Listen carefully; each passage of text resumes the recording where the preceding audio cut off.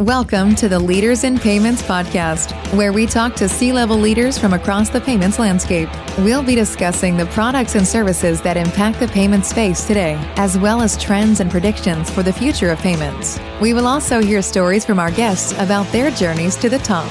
Hello, everyone, and welcome to the Leaders in Payments podcast. I'm your host, Greg Myers, and today's special guest is Keith Raphael, the co-founder and CEO of Straddle. So, Keith, thank you so much for being here, and welcome to the show. Hey, Greg. Thanks so much for having me. Excited to chat today. Great. So before we dive into your career and the company, can you give us a quick snapshot of your personal background, maybe where you grew up, where you call home today, a few things like that? Yeah, absolutely. You can ask anyone who knows me. I love to say that I'm a New Yorker, right? I spent, I think, all of my childhood and most of my 20s in New York, on and around Long Island, a little bit in Queens and Brooklyn. I don't know, about 3 years in Tampa in my early 30s. And I've since been out in the greater Denver metro area here in Colorado, which is where we founded the company in 2023, just outside of Boulder. Well, if you don't mind, can you walk us through your professional journey and then maybe how and why you started the company? Oh, man. Yeah, absolutely. So it's one of those things you never think. I just turned 41.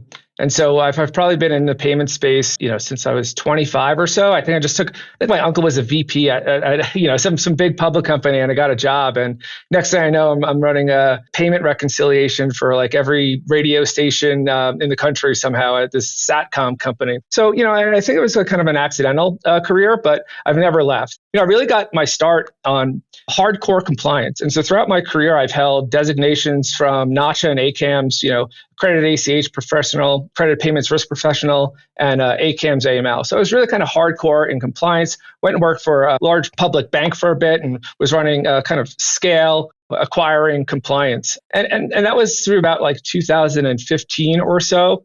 And I kind of, maybe it's a little bit of hubris. I kind of was like, man, I think I'm a pretty smart guy, and I don't want to be locked in the basement doing that kind of compliance troll work all the time, right? And so I took a bit of break from the payment space and went and worked at a startup doing unstructured data modeling, which is, we're at 10 years too early for AI, or probably would have been out of payments for good. And, I think I took a lot of the kind of rules-based flows that I kind of learned in the payment space and applied them more holistically at like the product and strategy level. And so that was a nice little break. And I got drawn back in from a friend of mine who had acquired a kind of legacy ACH processor about 2019 or so. And we came and we turned that firm around. As folks in payments know, sometimes these old processors don't quite have the guts there, the core infrastructure with the acquisitions and things of that nature to really kind of meet the needs of a modern digital economy. And so that's when we left to found Straddle in 2023. And really the reason for that is spending, 12,000 hours talking to folks from, chief compliance officers to startup founders of, why is this so hard? Or why do I need to know these rules? Or, why does there keep being fraud? And so I think a lot of folks follow that old like VC cliche, don't fall in love with the problem, fall in love with the solution.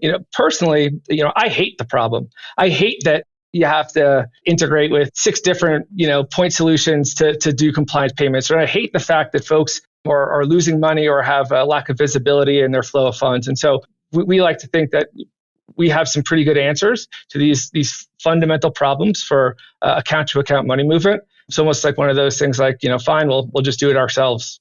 Okay. Well, go ahead and tell us all about Straddle. Tell the audience kind of what all Straddle does today. Yeah, sure. Straddle is a financial API infrastructure that brings the trust of card networks to account-to-account payments, making them, and when I say account-to-account, ACH, slow but risky, instant payments, R2P and FedNow, fast but risky, right? And so what is the common thread there? So our goal is to make account-to-account payments cheaper than a wire, but as reliable as a debit card. And we do that by not just being a payment processor. We like to think of ourselves as a trust layer. We bring everything from identity and fraud detection to open banking to multi-rail payment orchestration into a single API platform. I think throughout my career, I've learned that money actually moves at the speed of trust. And in the account-to-account space where you're uploading a file or even an ISO message, there's not that intrinsic identity piece that the card network solved long ago. And so we're bringing that to a platform level that everyone from a 2-person startup to a enterprise SaaS or publicly traded company can build on. What would you say is the biggest challenge that your company is solving for your customers right now? Yeah, I mean, rather than going to something like mitigating risk or fraud, I think we like to think as we're solving that where is my money problem, right? If you know anything about how ACH worked, $86 trillion last year and, not even on direct deposit, right? Consumer internet payments last year were something like $6.5 trillion, more than Visa, right? In the US, right? And so it seems strange to us that you can track a pizza to the minute on DoorDash, but folks are like, well, was it a weekend as a holiday? Where's my money? Is it going to clear? Is it going to settle? So from a first principle standpoint, we solve that question of where is my money for our clients. And what would you say differentiates Straddle from your competitors out there? Yeah, I mean, I think the problem kind of started with the advent of fintech, right? So fintech unbundled the bank, right? Great.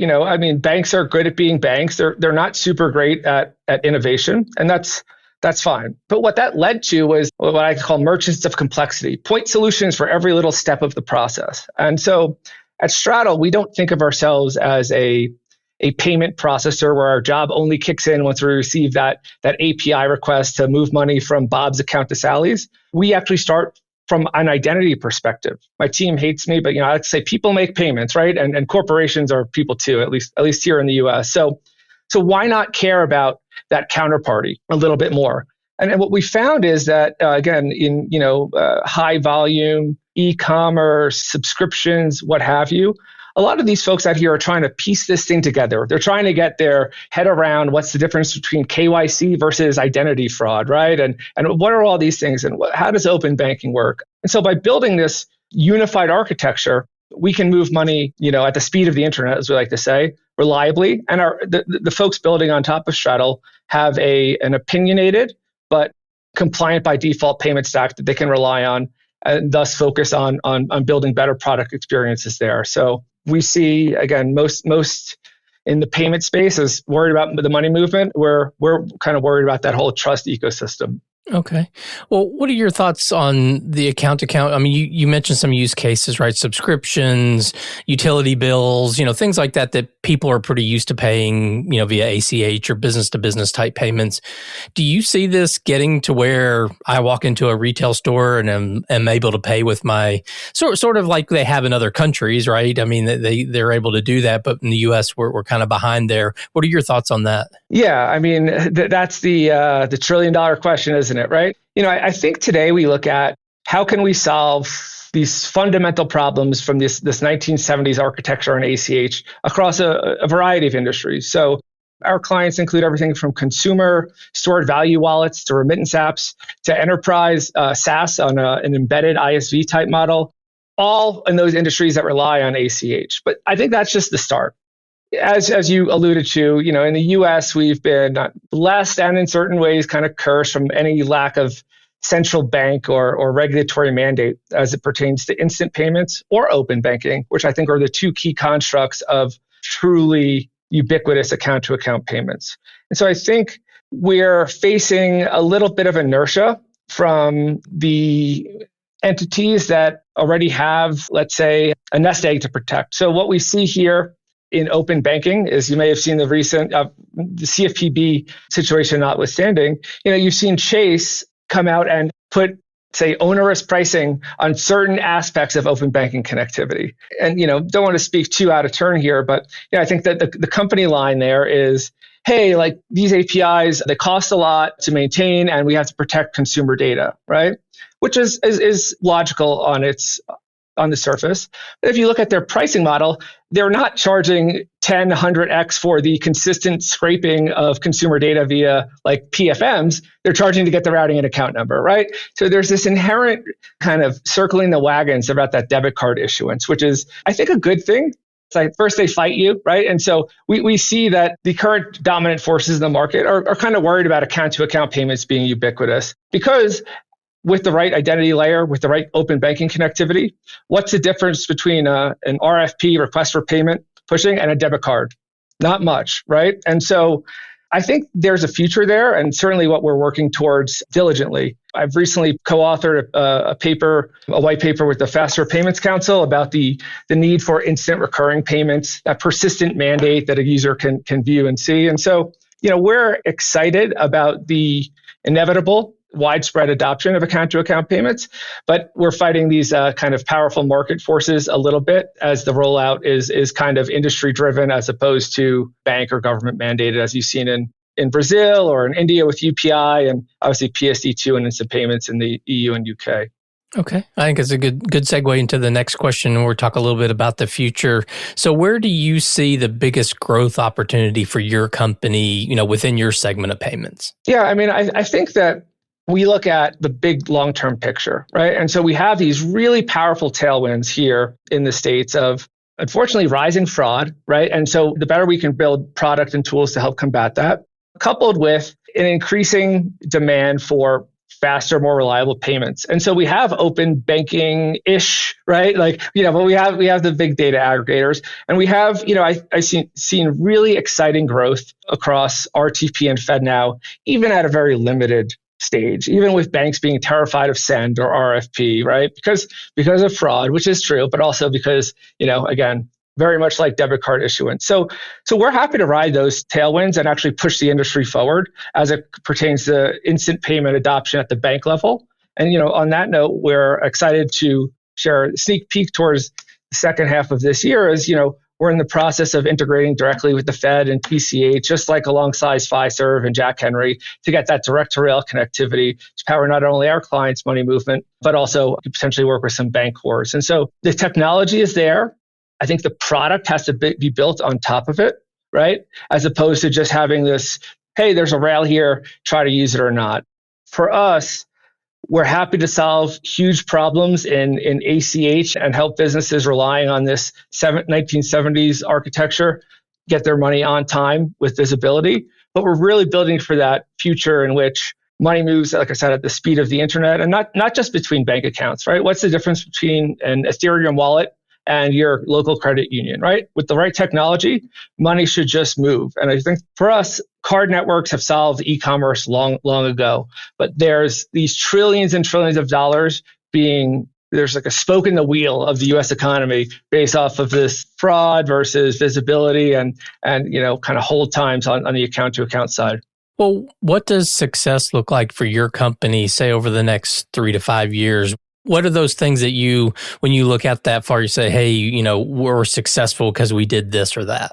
Yeah, I think, we're building a product that should be the default account-to-account infrastructure in the United States, right? We've been, I hate to use the word operating in stealth, but, I've never even posted on LinkedIn that our company exists. And, just last month, I think we originated something like $180 million in payment origination. There's a clear demand and need for faster, more reliable bank payments. And we're building that trust layer that allows money to move freely between accounts without sacrificing on compliance or risk. You've been in the industry a while. When you kind of step back, what are the biggest trends that you think are reshaping the payments industry right now? Yeah, it's a great question. I think we've seen a move from the traditional ISO reseller gateway model into SaaS platforms, marketplaces, wallet type platforms become not just distribution layers for payments, but actually key drivers of adoption. Folks today, they want to go and log in and pay their kids' tuition or their yoga subscription right from that software. They don't want to be routed to some weird gateway, right? And so we think that increasing financialization of software serves as an exciting ability to reach those SMB and Main Street businesses that are running their company off a CRM, right? Or selling goods in an online marketplace. And so we really obsess over building tools that other companies can build on top of without having to worry about that messy plumbing underneath. And is the ACH operator here the Fed or the clearinghouse, or which rail is it, or anything like that? They just get to deliver an exciting experience to their clients. And so that is, I think, buoyed by, I think Stripe's success, but we see it across account-to-account payments too, not just the card network, the card acquiring. And then I think, elephant in the room is, stablecoins, right? All the hype around that. Let's just say that, I've been a big believer in distributed ledger technology. For years, I run my own Ethereum validator, but I think we track this. I think we've been asked once or twice this year for stablecoin money movement. I think it's an exciting thing for corporate liquidity and maybe cross-border transactions. But I think the consumer or the end user use case isn't quite there yet.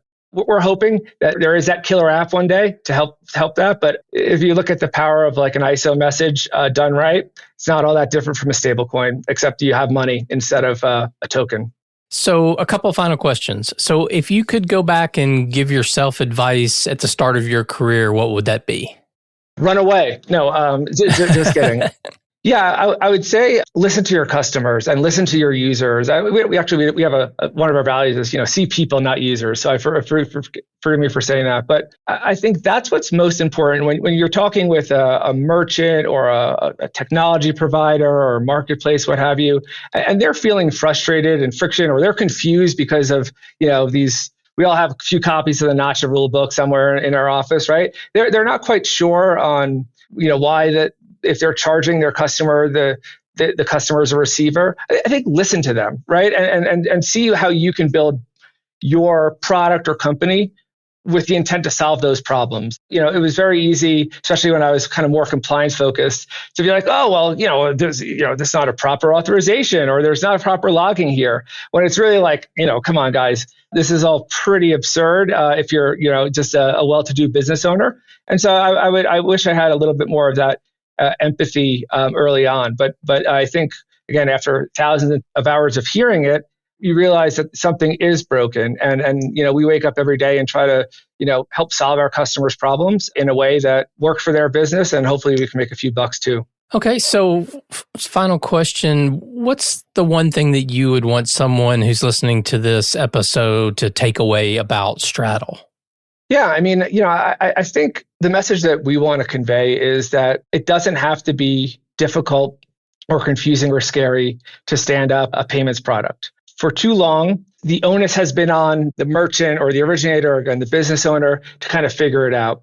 We think that building an opinionated, intentional, compliant by default stack that basically, abstracts both the direct to rail complexity and the, half a dozen integrations on the top is the way that things are moving in this industry. And so when you're faced with difficult decisions around, compliance versus open banking, kind of think about like, why doesn't this stuff just work, right? What are we really doing here? That should not be, just for account-to-account payments, right? That should be for most things, right? When you're being kind of nickel and dime across the entire life cycle of again, running a business, you just think that, something seems wrong here. And it's probably a great idea for a new company. I think that, folks who are brilliant at building accounting software, or running yoga studios or, whatever, should do that, and then let folks who are passionate, a little obsessed about these dirty problems with compliance and money movement, help. And so I think that's a real way to help both scale the economy in terms of kind of